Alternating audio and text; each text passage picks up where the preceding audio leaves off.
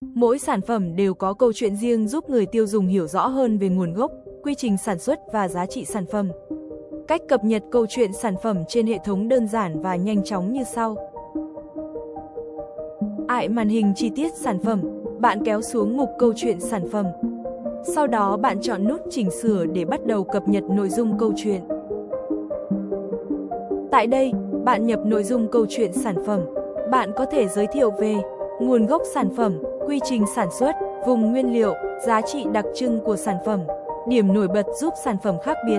Bạn có thể gõ trực tiếp hoặc copy nội dung đã chuẩn bị sẵn vào hệ thống. Sau khi nhập xong nội dung, bạn chọn lưu lại để hệ thống ghi nhận thông tin câu chuyện sản phẩm. Sau khi lưu thành công, hệ thống sẽ hiển thị lại nội dung câu chuyện sản phẩm mới.